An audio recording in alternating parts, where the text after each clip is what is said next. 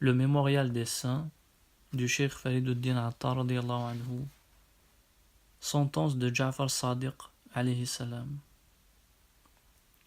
Sache que dans ce livre se trouvent consignées les paroles de tous les docteurs, mais non pas celles des familiers et des compagnons du prophète sallallahu alayhi wa sallam. Pour attirer sur nous la bénédiction céleste, nous avons tout d'abord parlé de Ja'far Sadiq alayhi salam, parce qu'il était comme un des membres de l'entourage intime, parce qu'il est le modèle de tous les docteurs et qu'il a mieux parlé que tous de la voie qui mène à Dieu. En évoquant le souvenir de Ja'far Sadiq alayhi salam, il nous semble que c'est comme si nous évoquions celui de tous les membres de la famille. En outre, ceux qui suivent la doctrine de Ja'far Sadiq alayhi salam considèrent les 12 imams comme ne faisant qu'un tout, chacun d'eux représentant les 12 et les 12 ne faisant qu'un. D'ailleurs, le degré atteint par Ja'far Sadiq alayhi salam dépasse celui de tous les autres docteurs. La foi qu'ils avaient à eux tous se trouvait tout entière en lui seul, et il était versé dans toutes les sciences. Ja'far Sadiq alayhi salam, que Dieu se complaise en lui, nous a transmis beaucoup de récits d'après Muhammad Baqir radiyallahu anhu. Quiconque ayant foi en Muhammad sallallahu alayhi wa sallam n'a pas foi en ceux de l'entourage intime, et comme s'il n'avait pas foi en Muhammad lui-même sallallahu alayhi wa sallam.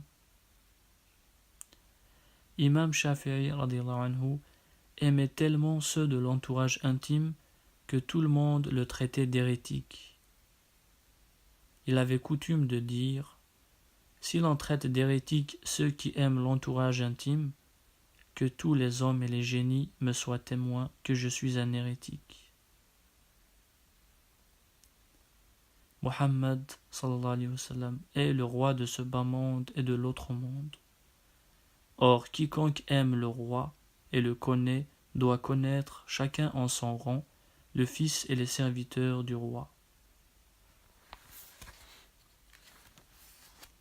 On demandait à Abu Hanifa radiyallahu anhu, de tous les compagnons de l'envoyé sallallahu alayhi wa sallam, quel est celui que tu proclames le plus grand? Parmi les vieux, répondit-il, c'est Abu Bakr et Omar radiyallahu anhuma. Parmi les jeunes, Osman radiyallahu anhu et Ali karamallahu wajha. Parmi ses épouses, Aïcha radiyallahu anha, et parmi ses filles, Fatima alayhi salam. On raconte qu'une nuit, le calife Mansour dit à son vizir: va, amène-moi Ja'far Sadiq, je veux le faire mourir. Ô calife, dit le vizir, Ja'far Sadiq est assis dans un coin où il s'adonne entièrement aux œuvres de piété. Il ne se soucie ni de la royauté ni de la dignité de bègue, et il a renoncé au pouvoir. Ne le fais pas mourir. Et comme le vizir insistait, le calife se mit dans une colère épouvantable contre lui. Lorsqu'il fut parti pour aller chercher Ja'far Sadiq, anhu, le calife dit à ses serviteurs: aussitôt que Ja'far Sadiq sera arrivé et que je lèverai mon bonnet au-dessus de ma tête, il faut que vous le frappiez de vos sabres. Et il leur fit promettre de n'y pas manquer. Cependant, Ja'far Sadiq alayhi salam, que Dieu se complaise en lui, arriva, et sur le champ, le calife, descendant de son trône, pieds nus, vint le saluer, lui baisa les mains et les pieds, le fit asseoir à sa propre place, et, s'inclinant devant lui sur les 2 genoux, s'assit lui-même en lui présentant toutes ses excuses. Les vizirs et les serviteurs, témoins de ce qui se passait, demeurèrent confondus. Alors le calife, s'adressant à Ja'far alayhi salam: que désires-tu? Demande-le-moi. Ce que je désire, c'est que tu ne m'appelles plus auprès de toi, et que tu me laisses en repos, afin que d'un cœur tranquille, étant uniquement occupé à des œuvres de piété, je serve sans cesse le Seigneur Très-Haut.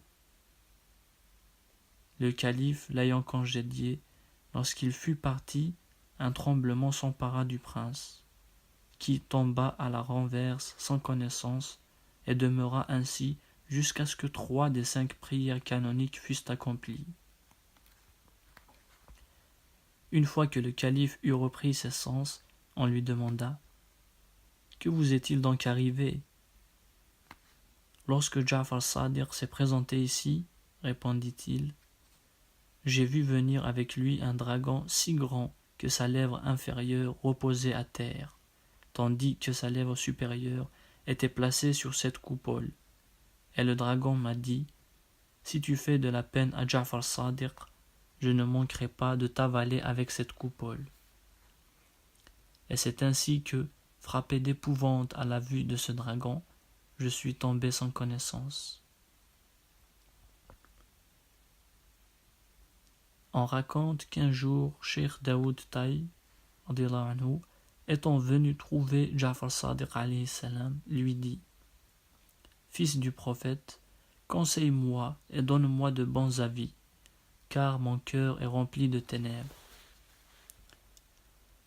Ja'far Sadiq alayhi salam lui répondit « Ô Daoud, tu es le plus grand ascète de ce temps. Qu'as-tu besoin que je te donne des conseils ?» Ja'far, dit Daoud Taï, le Dieu Très-Haut vous a créé au-dessus de toutes les créatures. Il est nécessaire d'écouter vos conseils. Ô Daoud, répliqua Ja'far alayhi salam, je crains qu'au jour de la résurrection, mon aïeul Muhammad sallallahu alayhi wa sallam, ne me reproche de n'avoir pas pratiqué les œuvres qu'il avait recommandées et ne me fasse rougir. Ô Daoud, dans cette voie-là, la grandeur et la petitesse ne servent à rien. Ce qui est nécessaire, c'est de pratiquer des œuvres dignes de comparaître devant le trône du Seigneur Très-Haut. En entendant ces paroles, Daoud Taï se mit à pleurer et dit à Dieu dans un élan de son cœur, « Mon Dieu, lui qui a un père comme le sien et une mère comme Fatima alayhi salam, se trouve ainsi glacé d'épouvante. Qu'est donc Daoud pour avoir confiance dans ses propres œuvres? Mon Dieu, daigne y ne faire désespérer aucun de nous tous des effets de ta miséricorde. » Amin. On raconte qu'un jour, Ja'far Sadiq alayhi salam, étant assis avec ses compagnons fidèles, leur dit « Venez, mes amis, faisons entre nous tous cette convention que, quels que soient ceux d'entre nous qui seront glorifiés au jour de la résurrection, nous intercéderons les uns pour les autres et adresserons nos supplications au Seigneur Très-Haut. » Ses fidèles lui répondirent « Fils du prophète, toi qui as un père comme le tien, qu'as-tu besoin de notre intercession? C'est à ton père qu'il appartiendra d'intercéder pour tous. »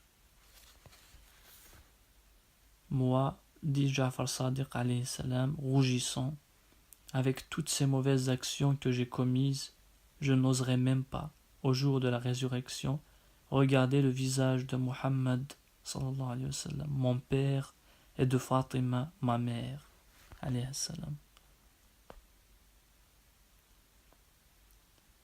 On raconte que Ja'far Sadiq se confina pendant quelque temps dans une retraite d'où il ne sortait pas. Un jour, un docteur nommé Sufyan Thawri vint le trouver et lui dit « Ô fils du prophète, le peuple désespère d'entendre encore ta parole bénie. Pourquoi ne sors-tu pas de cette retraite ?» Parce que, répondit Ja'far Sadiq alayhi salam, les temps sont devenus durs, que les mœurs du peuple se sont altérées et qu'il ne reste plus ni sincérité ni pureté au milieu des hommes. Un jour, on vit Ja'far Sadiq revêtu d'une belle tunique de prix. Quelqu'un lui dit: Fils de Mohammed, comment se fait-il que tu portes une tunique de ce genre? Ja'far Sadiq alayhi salam, ayant introduit la main de cet homme dans l'intérieur de sa manche, il vit qu'il portait en dessous une tunique de camelot grossière et rude au toucher. C'est pour le peuple, dit Ja'far alayhi salam, que je porte cette tunique de dessus. Quant à celle de camelot, c'est pour Dieu que je la porte.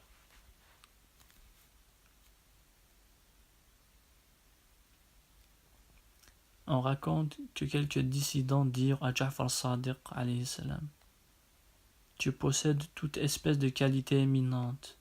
Tu as la science, la piété. Tu es de plus le fils de Mohammed. Mais tu es un orgueilleux au cœur superbe. Subhanallah. Ja'far Sadiq alayhi salam répondit: Je ne suis pas un orgueilleux, et c'est parce que j'ai chassé l'orgueil de mon cœur que le Seigneur Très-Haut m'a accordé un degré si élevé qu'il me fait paraître avec majesté aux yeux du peuple.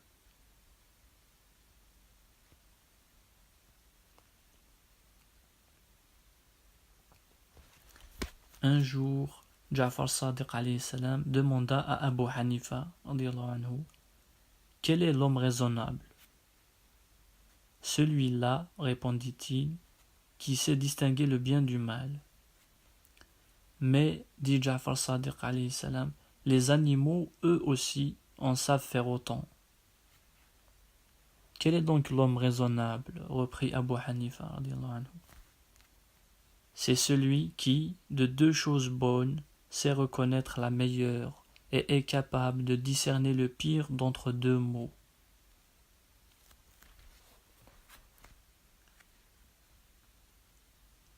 Une autre fois, un homme qui avait perdu 1000 pièces d'or s'attaqua à Ja'far Sadiq alayhi salam, qu'il ne connaissait pas, et lui dit: C'est toi qui m'as pris mon argent.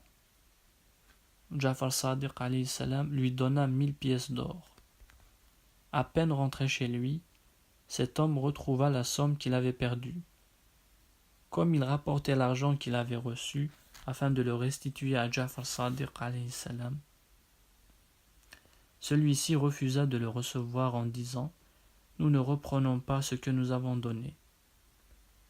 Mais quel est donc ce personnage qui refuse de recevoir son argent? Demanda cet homme. C'est Ja'far Sadiq, lui dirent les assistants. Alors lui, tout honteux, baisa les mains et les pieds de Ja'far Sadiq alayhi salam en lui demandant pardon.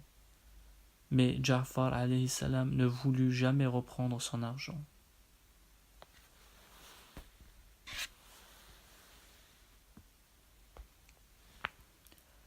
Un jour, Ja'far Sadiq alayhi salam marchait seul dans une plaine tout en disant Allah, Allah.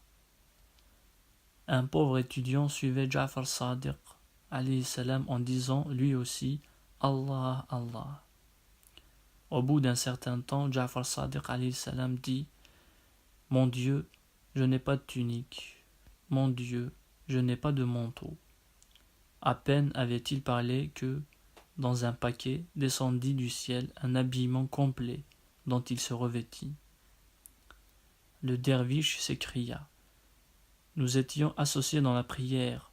Maintenant que tu as mis les habits neufs, donne-moi les vieux. Cette demande plut à Ja'far Sadiq alayhi salam, qui lui donna ses vieux habits. On raconte que quelqu'un vint trouver Ja'far Sadiq alayhi salam et lui dit: Fais-moi voir le Seigneur Très-Haut. Et lui de répondre aussitôt: Ô homme, lorsque Moussa le prophète alayhi salam a demandé de voir la face du Seigneur, une voix venue de lui a dit: Tu ne pourras jamais me voir. Mais, reprit l'autre, nous sommes le peuple de Mohammed sallallahu alayhi wa sallam. Nous autres, il nous est permis de voir.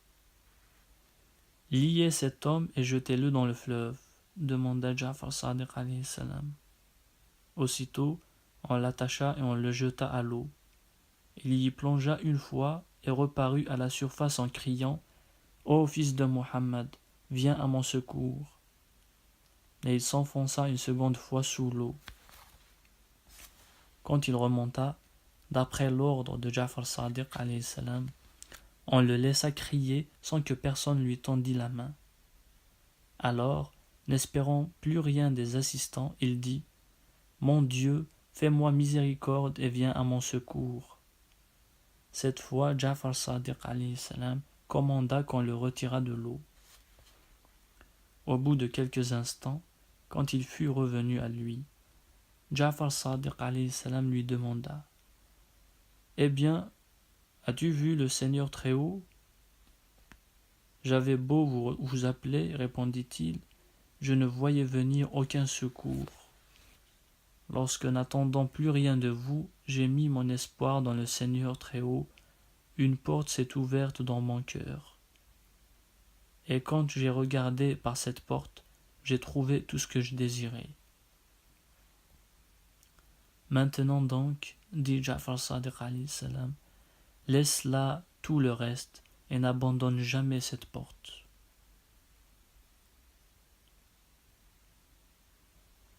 Une autre fois, Ja'far Sadiq alayhi salam dit « Quiconque prétend que le Seigneur Très-Haut est en haut, en bas, dans n'importe quel endroit, ou bien encore qu'il est de telle ou telle nature, celui-là est un infidèle. Quiconque ayant commis un péché en ressent d'abord de la crainte, puis se montre repentant et en demande pardon, il est certain que celui-là est bien près du Seigneur Très-Haut. Toute œuvre de piété qui, ne procédant pas d'abord d'un sentiment d'humilité, finit par donner au cœur une assurance fondée sur la superbe. Cette œuvre-là éloigne le fidèle du trône de Dieu. Quand un fidèle se montre obéissant, mais est arrogant et plein d'orgueil, il devient rebelle. Si, étant devenu rebelle, il éprouve le sentiment de la crainte, alors cet arrogant rentre dans les rangs des serviteurs obéissants.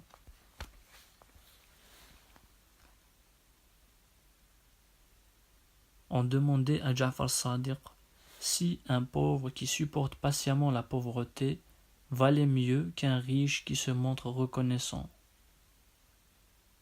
Le plus méritant, répondit-il, alayhi salam, est le pauvre qui supporte patiemment la pauvreté, parce que le cœur du riche est avec son argent, tandis que le cœur du pauvre, qui n'a pas d'argent, mais de la patience, est toujours avec le Seigneur Très-Haut. Ce souvenir de Dieu n'est possible qu'à la condition d'oublier tout ce qui est en dehors de lui. Le fidèle est celui qui renonce à lui-même. L'homme éclairé est celui qui, laissant de côté toute chose, ne recherche que le bon plaisir de Dieu et parvient à la connaissance de Dieu. Quiconque se mortifie en vue de ce bas monde obtient le pouvoir d'opérer des miracles, et quiconque se mortifie en vue de Dieu parvient jusqu'à Dieu. Il disait encore, alayhi salam, « Je n'ai eu une connaissance tout à fait claire de la route des mystères que du jour où l'on a dit que j'étais fou. Quiconque a un ennemi éclairé, c'est le signe d'une heureuse fortune. Il faut vous tenir éloigné de la société de 5 espèces de personnes. 1. Les menteurs. 2. Les sots qui, s'imaginant qu'ils vous seront utiles, vous causeront du dommage sans se rendre compte qu'ils vous sont nuisibles. 3. Les ladres qui, dans les temps d'indigence, ne vous prêteront aucun secours et se montreront avares envers vous. 4. Ces gens sans cœur qui, dans les circonstances critiques, détourneront leur visage de vous et vous laisseront périr. 5. Ces hommes vicieux et sans dignité qui, en toute occasion, méditeront de vous pour une bouchée de pain. Il disait encore, alayhi salam, le Seigneur Très-Haut a créé le paradis et l'enfer dans ce bas monde. Le paradis de ce bas monde, c'est la sécurité. L'enfer, c'est le malheur. La sécurité consiste à remettre ses affaires entre les mains du Seigneur Très-Haut et à placer sa confiance en lui. Le malheur, c'est que, dirigeant en personne tes propres affaires, tu veuilles ne t'en rapporter qu'à toi-même pour les conduire. Il disait encore, alayhi salam, si un dommage quelconque venant d'un méchant pouvait nous atteindre, certes, il en serait arrivé à Asya Khatoun, alayhi salam, de la part de Pharaon. De même, si un profit avait dû revenir aux méchants de la part des bons, la femme de Nuh, le prophète, alayhi salam, aurait profité de sa société. Tout ce qui arrive dans ce monde dépend de la toute-puissance du Seigneur Très-Haut. Dieu seul sait tout.